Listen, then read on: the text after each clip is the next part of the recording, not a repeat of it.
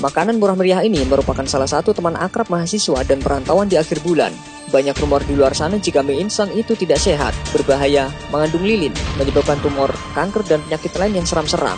Namun fakta sebenarnya bukanlah seperti itu, dan video ini akan membahas kebohongan dan mitos seputar mie instan.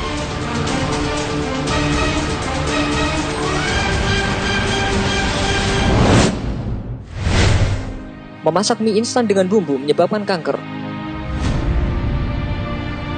Banyak info yang menyatakan bahwa Anda tidak boleh merebus mie instan bersamaan dengan bumbunya. Kabarnya saat berada pada suhu 120 derajat Celcius, kandungan kimia pada bumbu mie instan dapat berubah menjadi senyawa karsinogen dan berpotensi memicu tumbuhnya sel kanker pada tubuh Anda.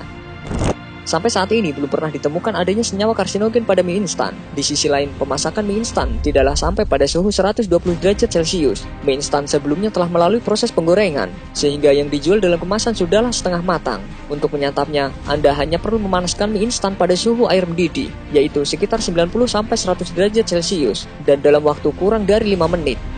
Salah satu alasan mengapa mie instan tidak boleh dimasak bersamaan dengan bumbunya adalah karena dapat mengurangi cita rasa yang telah dibentuk oleh produsen. Mie instan dianjurkan untuk memiliki kuah sebanyak 400 cc, tetapi seringnya kita memasak air rebusan tidak menggunakan takaran, sehingga bisa saja berlebihan.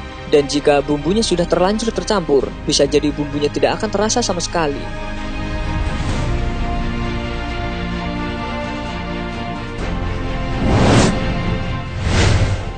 Mie instan mengandung zat lilin. Banyak yang berpikir mie instan tidak lengket karena mengandung zat lilin di lapisan luarnya. Namun bukan seperti itu fakta sebenarnya.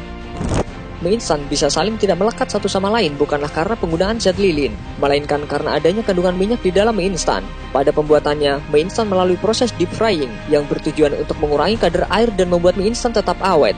Dari proses inilah, minyak terserap ke dalam adonan mie instan dan akhirnya dikeluarkan pada saat pemasakan. Jadi sudah terbukti bahwa mie instan tidak lengket karena minyak, bukan disebabkan karena penggunaan zat lilin oleh produsen.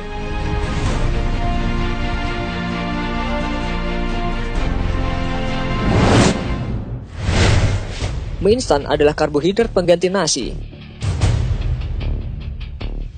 Kandungan karbohidrat pada mie instan memang sudah tidak diragukan lagi keberadaannya. Walaupun begitu, mie instan hanya bisa dijadikan sebagai makanan bantu yang sifatnya sementara. Hal ini karena selain karbohidrat, mie instan mengandung banyak lemak dalam kadar yang tinggi. Sedangkan konsumsi lemak dan karbohidrat yang berlebihan juga dapat memicu timbulnya banyak penyakit, seperti diabetes, stroke, dan jantung.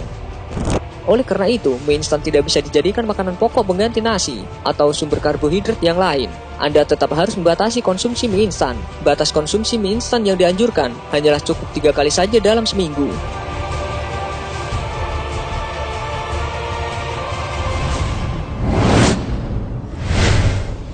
Kombinasi mie instan dan nasi putih.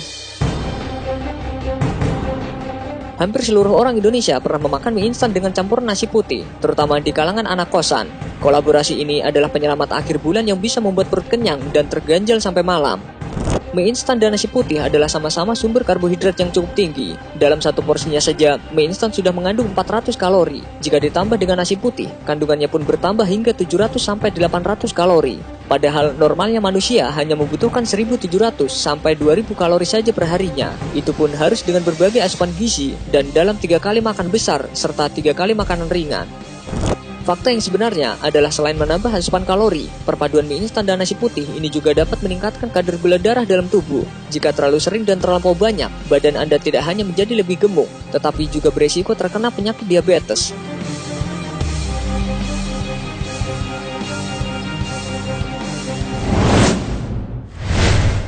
Warna kuning pada mie instan didapat dari pewarna buatan.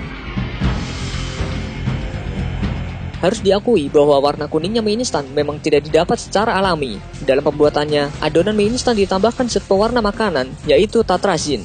Zat pewarna ini sudah terserap dengan baik dan saat direbus tidak akan luntur. Zat pewarna tatrazin ini adalah senyawa pigmen food grade dan sudah diberi izin untuk digunakan sebagai pewarna makanan secara internasional oleh Standar Internasional Codex Alimentarius dan World Health Organization. Secara nasional sendiri, pewarna makanan ini sudah diberi izin oleh Badan POM.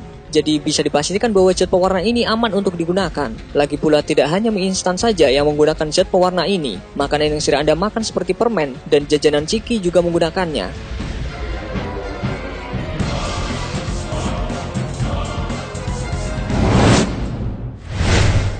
Mie instan mengandung beragam gizi. Mie instan memang bukan makanan yang sempurna. Mie instan sendiri mengandung protein, lemak, vitamin A, C, B1, B6, dan B12, niacin, folat, pantotenat, dan mineral besi. Walaupun terbilang cukup banyak, namun jumlahnya yang sangat sedikit. Untuk itu, mie instan tidak bisa dimakan sendirian. Foto semangkuk mie instan lengkap dengan telur, daging ayam, dan sayuran pada kemasan bukanlah hanya sekedar pemanis saja. Namun, itulah saran penyajian yang dianjurkan oleh produsen dan para ahli gizi untuk membuat mie instan menjadi makanan yang lebih lengkap. Jadi, jika ingin menyantap semangkuk mie instan, tambahkanlah bahan makanan lain sebagai pelengkap. Anda juga bisa mencampurnya dengan telur rebus, sawi, wortel, atau daging. Selain lebih sehat, rasanya juga pasti tambah nikmat.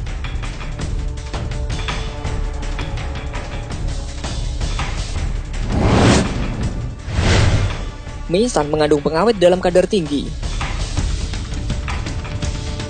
Sudah dapat dipastikan, makanan dalam kemasan yang dijual di pasar swalayan pasti menggunakan pengawet. Hal ini bertujuan agar umurnya bisa bertahan lama. Di Indonesia telah ditetapkan penggunaan bahan pengawet secara aman, hanya 250 mg saja per kilogramnya. Untuk mie instan sendiri, penggunaan bahan pengawet dipangin pada kecapnya hanya berjumlah 1 mg saja. Sebenarnya, mie instan bisa jadi sangat awet bukan karena pengawet kimia, namun metode khusus yang diaplikasikan selama pembuatannya. Mie instan digoreng dengan teknik deep frying. Proses penggorengan ini dilakukan pada suhu yang tinggi, yaitu berkisar antara 140 sampai 160 derajat Celcius. Pada suhu ini dapat dipastikan tidak ada mikroba yang dapat bertahan hidup karena kadar air pada mie instan telah turun hingga 3% saja. Dan jika tidak ada mikroba, maka makanan pun tidak akan busuk, walaupun tanpa bahan pengawet.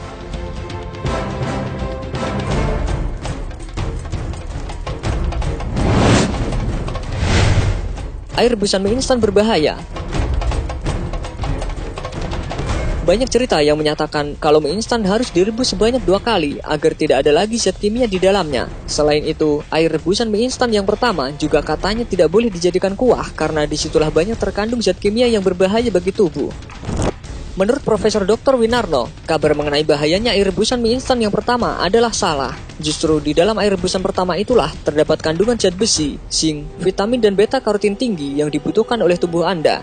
Pada proses pembuatannya, mie instan telah mengalami proses fortifikasi atau penambahan zat-zat gizi dan vitamin yang diperlukan tubuh. Zat-zat gizi dan vitamin ini akan larut dan berpindah dari mie instan ke air pada saat perebusan. Maka dari itu, air rebusan mie instanlah yang justru memiliki kandungan gizi bagi tubuh. Jika airnya dibuang dan diganti dengan yang baru, zat-zat gizi dan vitamin yang terkandung pun ikut terbuang dan hilang. Dan mie instan pun malah jadi makanan yang tidak lagi memiliki nilai gizi yang cukup.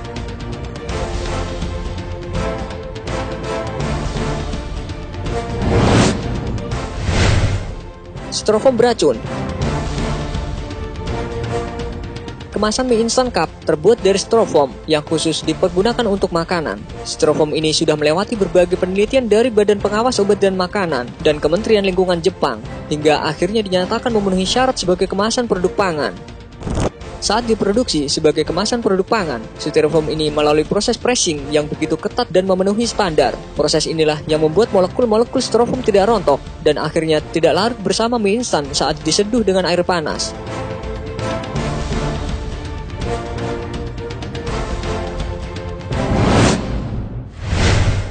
Mie instan adalah makanan murahan.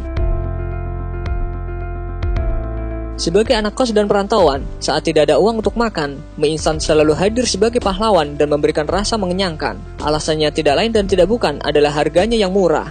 Namun tahukah Anda, sebelum menjadi panganan sejuta umat seperti saat ini, dulu mie instan sebenarnya pernah menjadi makanan yang mewah.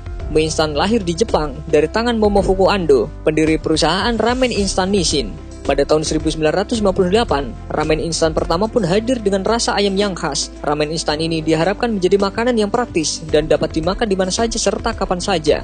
Namun saat itu yang umum ditemui di pasar swalayan adalah mie atau udon yang fresh. Mie instan pun dianggap barang yang mewah karena merupakan produk baru dan masih belum mudah ditemui. Hasilnya, harga ramen instan pun melambung tinggi hingga 6 kali lipat dari harga udon yang fresh.